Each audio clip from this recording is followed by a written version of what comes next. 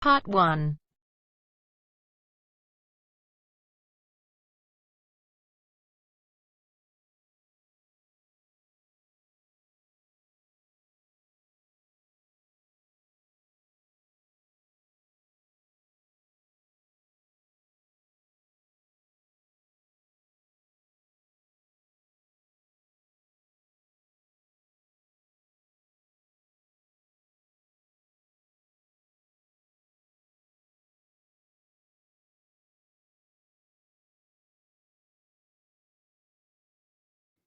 You will hear a woman talking to a man about joining a drama club.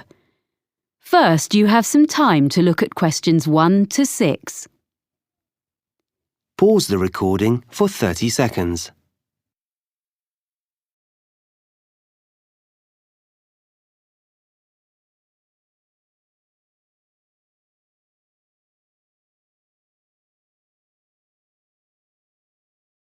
Now we shall begin.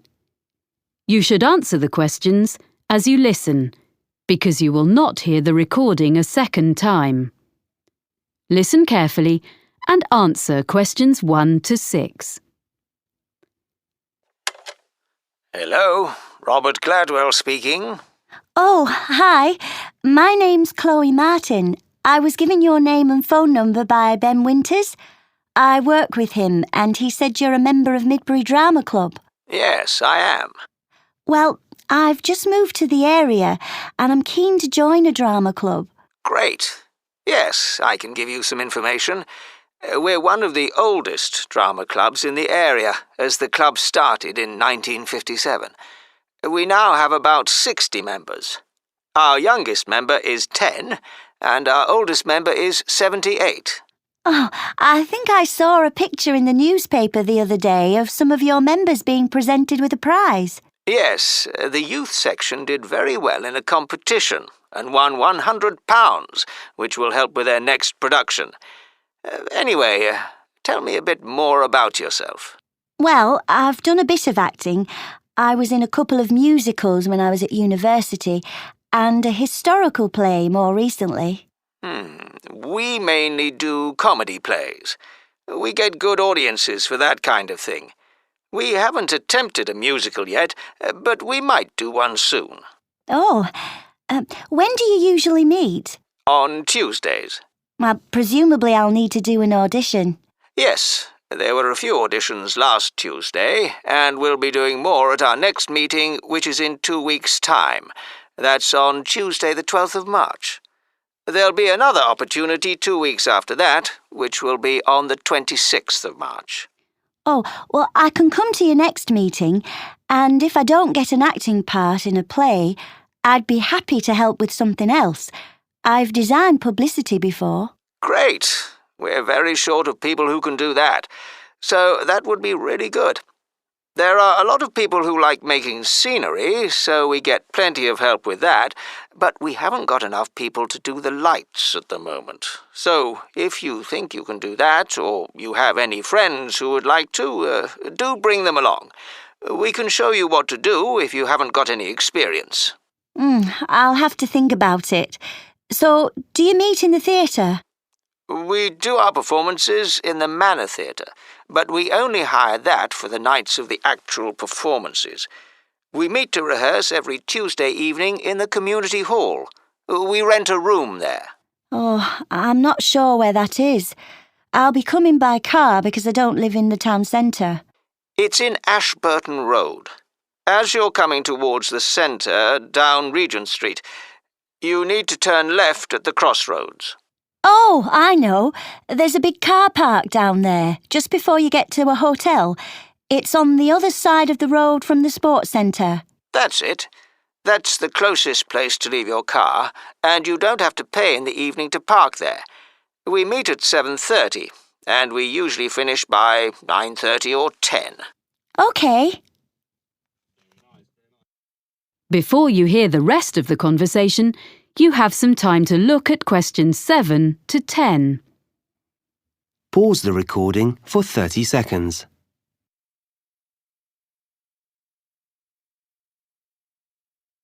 Now listen and answer questions 7 to 10. I haven't mentioned that we have to make a charge. Everyone pays a subscription of £180 to be a member for a year. You can pay for the whole year at once, or you can pay £15 every month. It works out the same. There are reductions for retired people and under 18s, but I don't think you come into either category. No, I'm 26. Oh, that fee covers all the costs like photocopying of scripts and producing the posters, but it excludes the costumes for the performances. We ask people to pay for the hire of those themselves. It does mean they look after them properly, as they know they won't get their deposit back otherwise. Can I come along to the next meeting then? Of course. We'd love to see you. And if you want to know more about how we run the auditions or the next play we're doing, why don't you give our secretary a ring? She'll be really pleased to help you. Oh, what's her name? It's Sarah Sordicott. That's SAWDICOTT.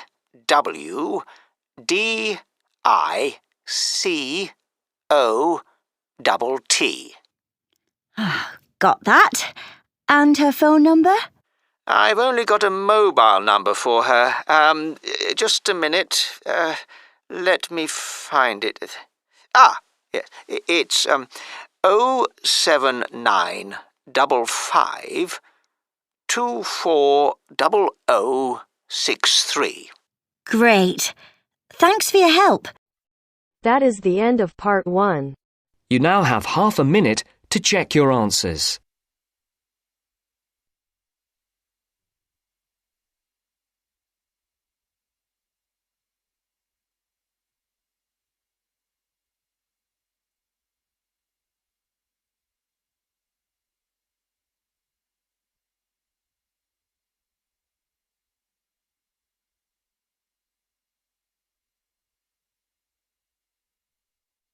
Now turns to part 2.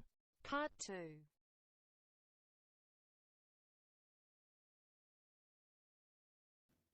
You will hear a radio programme in which a presenter called Jasmine tells her colleague Fergus about a charity.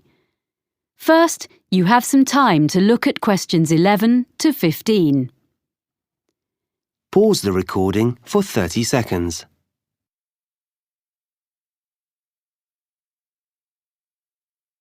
Now listen carefully and answer questions 11 to 15. And now here's Jasmine, who's come to tell us about this week's charity. Hi, Fergus. This week, I'm going to talk about forward thinking and their plans for the Colville Centre. So, in recent years, people have realised how useful the arts can be within healthcare. The idea behind forward thinking is to use the arts to promote well-being. The charity develops projects for people with special needs and health problems, and also delivers training to healthcare professionals in using the arts, as well as supplying them with information and advice. Forward thinking doesn't just run art and craft classes to distract people who are ill, or recovering from illness, but arranges longer-term projects and courses, as it's been shown that the arts can bring all sorts of positive changes in patients, including benefits such as shortening the length of stay in hospital and reducing the amounts of medicine they need. I see. Forward thinking has experience of working with a broad range of people, from young adults with learning difficulties to older people in homes or daycare centres and people with physical disabilities. The organisation's been around since 1986, and it gradually expanded during the 1990s. Then, in the new millennium, it was decided to find a memorable name. So it's been operating as Forward Thinking for several years, in fact since 2005. It's quite a locally based charity, mainly for people in the southern part of this region, which includes all rural and urban communities outside the city of Clifton, which has its own organisation. There are, of course, some similar charities in other parts of the country, in London and so on. And what's the present fundraising in aid of? Yeah, well, the charity needs funding in order to buy the Colville Centre. This is a former village school, which was built in 1868. It was modernised and refurbished by the present owners last year, so it's ideal for art classes and for small social events, performances, seminars and so on. Forward Thinking is fundraising to purchase the building so they can use it to continue running classes and so on for the general public, and eventually also for some of the people they help. Before you hear the rest of the talk, you have some time to look at questions 16 to 20. Pause the recording for 30 seconds.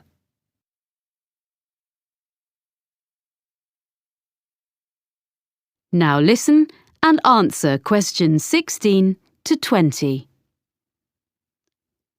Right. So, can you give us a few ideas about what classes people might do there?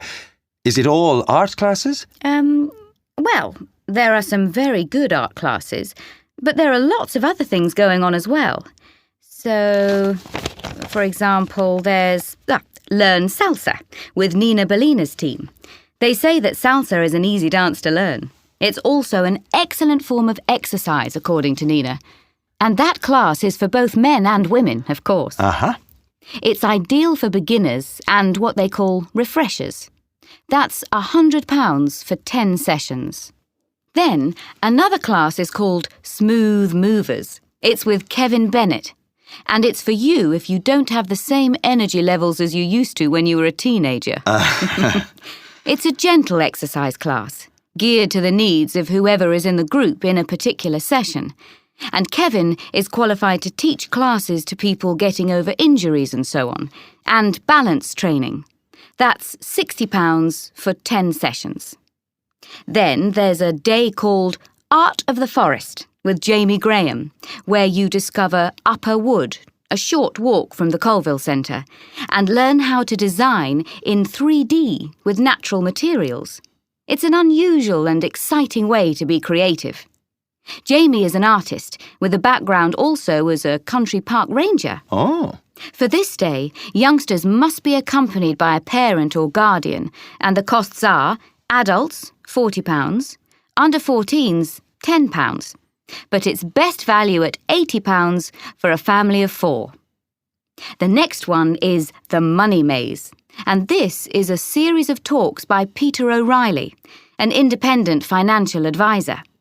He gives advice on family finances, things like everything parents need to know about managing the costs of bringing up children, sending them to university, and actually also about care for elderly relatives. It's £10 per talk, which will all go to support forward thinking. And as a final example of what's on offer, there's Make a Play. That's for 8 to 14s. And this activity is such a hit that it usually sells out within days of being announced. Basically, what you do is write, rehearse, and perform a play in just 2 days. And it doesn't require any previous experience.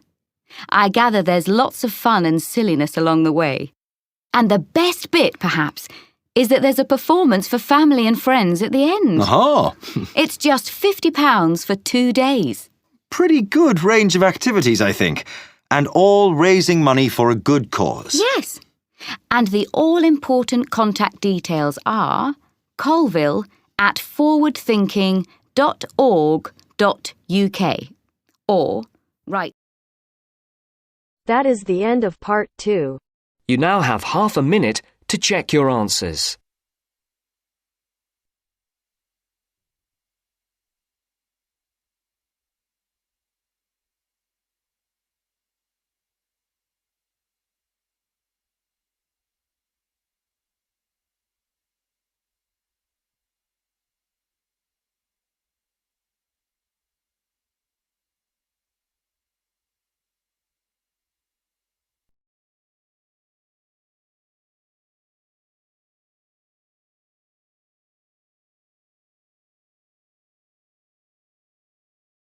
Now turns to part 3. Part 3.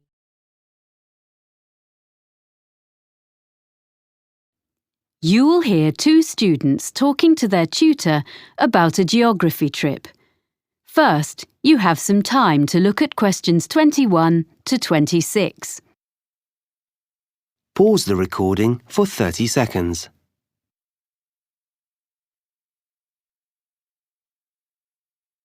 Now listen carefully and answer questions 21 to 26. Now, Stefan and Lauren, you worked together on the assignment for your urban geography course, didn't you? I know you made a plan of what you were going to do before you went on the field trip. Did you stick to it? More or less. OK. So where did you start?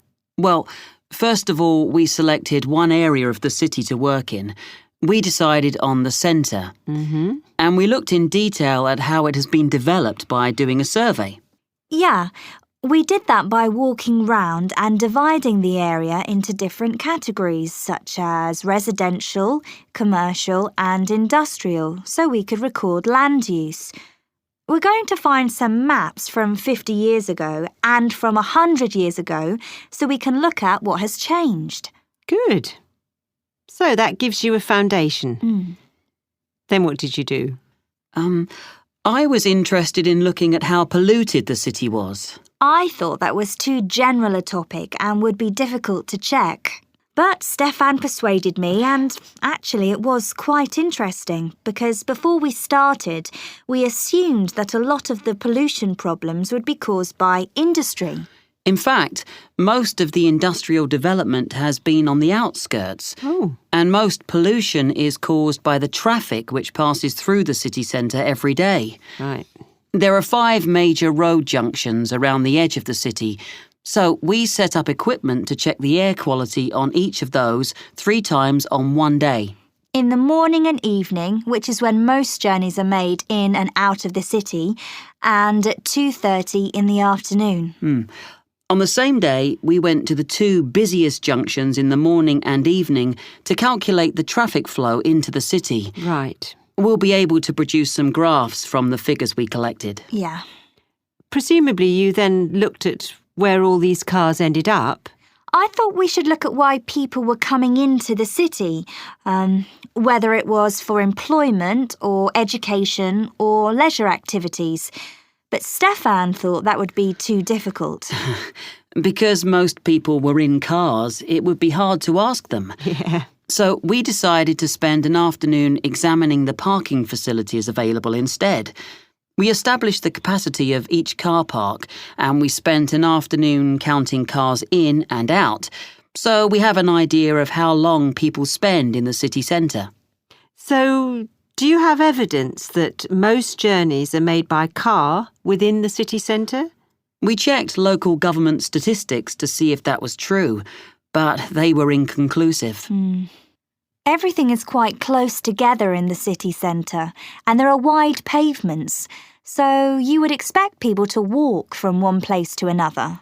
So we chose a number of locations and we noted how many pedestrians passed a particular spot. How did you choose where to do that? We stood at 2 places in the business district. One in the shopping area and the other was in an area where there are more tourists. Right. I thought it was really important to talk to people, so we carried out a survey on how people usually travelled into the city. We asked them about their usual means of transport. We found out that it varied according to why people were travelling. If they were employed in the city, they wanted to get there quickly, but if they were coming in for their leisure time, they didn't mind using the bus. That's all we had time for while we were there. Before you hear the rest of the conversation, you have some time to look at questions 27 to 30. Pause the recording for 30 seconds.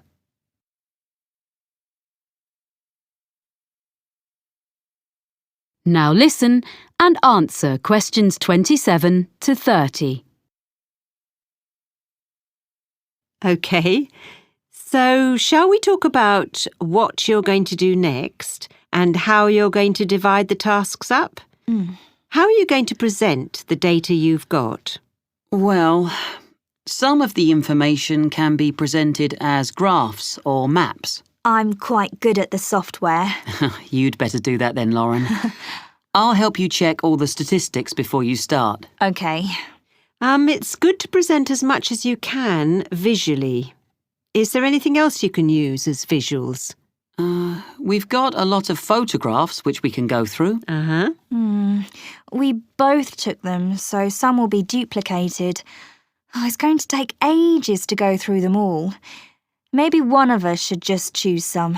Well, it's better if you collaborate. That way you'll end up with the best of what you've got. That's fine. We'll do that. And when the graphs and maps are done, you'll need to write a report, an analysis of the data. Will you do that together? I think that should be my responsibility if we're going to share the work out evenly. I can use some of Lauren's notes as well as my own. OK. And finally, you'll be presenting your project to the rest of the group in a couple of weeks' time. We thought it'd be better for Stefan to do that, as he's got more experience at that kind of thing. I would prefer to have input from both of you, as I have to do an assessment. We'll take turns then. We'll divide it into sections and talk about a few things each. Good. You'll find it easier, Lauren, than doing a presentation on your own. Well, if you need to ask me any more questions while you're working on this, email me. I look forward to seeing what you produce. Thanks.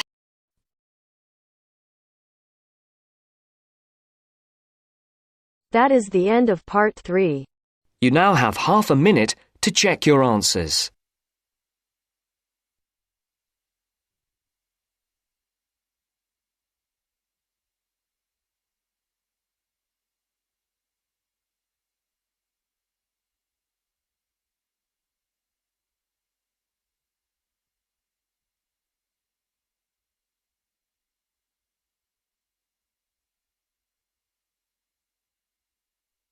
Now turns to part 4.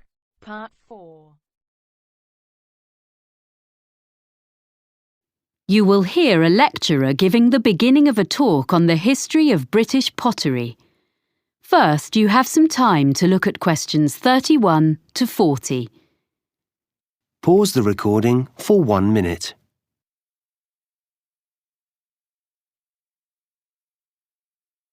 Now listen carefully and answer questions 31 to 40. Thank you for coming to this series of talks. Before I talk in detail about the experiments and innovations of the British ceramicists, I'd like to give you a summary of the social and manufacturing background in which they lived and worked. So, we're talking about England, or more specifically, the region known as the Midlands, and we need to go back mainly to the 18th century and briefly even earlier to put it in a global context. Now, at that period, the majority of the population, whatever their station in life, as you might say, were dependent for their living, in one way or another, not on the geographical location of where they lived, but on the physical characteristics of the actual land they lived on. This is true whether we're talking about the aristocracy, the owners of great estates who incidentally had no snobbery about the concept of making money from all the reserves of coal or timber or stone on their rolling acres, or the farmers making a fat living from the rich soils.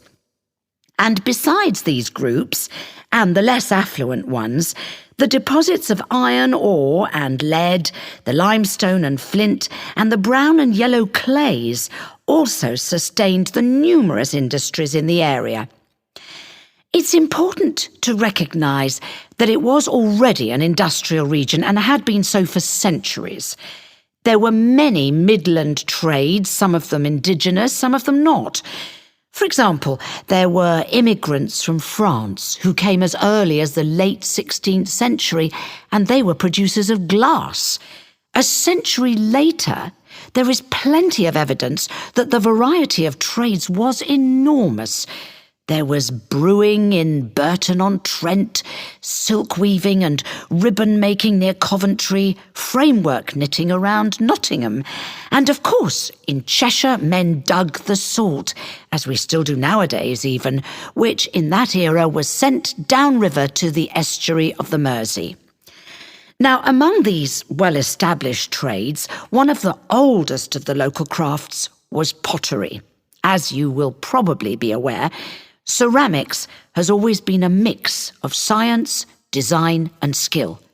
And a good potter is, in a sense, an experimental chemist, trying out new mixes and glazes and needing to be alert to the impact of changes of temperature on different types of clay. For 200 years, up to the time we are concerned with, potters had been making butter pots and pitchers and patterned plates, using the clay which was plentiful in the area where they lived, in a handful of North Staffordshire villages dotted along the low hills.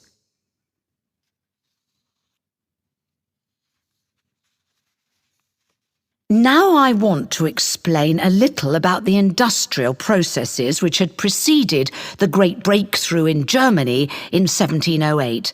That's when the formula for porcelain was discovered, a secret that had been held in China for 1,000 years. In the Midlands, in England as elsewhere, there had basically been two kinds of pottery. The first is still known as earthenware. Now, this was a bit rough and ready, but it was deservedly popular for several reasons. To start with, it was relatively cheap, so it could be used by most households. This was because it could be made from local clay without any complicated processing or added materials. From the potter's point of view, there was another reason for its cheapness. This was that it could be fired in simple ovens or kilns, and at relatively low temperatures, so he didn't have to spend so much money on fuel to achieve the necessary heat. On the other hand, after one firing in the kiln, the problem with earthenware was that it remained porous, so had limited usefulness. So for most purposes, it had to go back in the kiln for a second firing before it became waterproof. And another thing was that it was extremely breakable. I mean, before it had even been sold.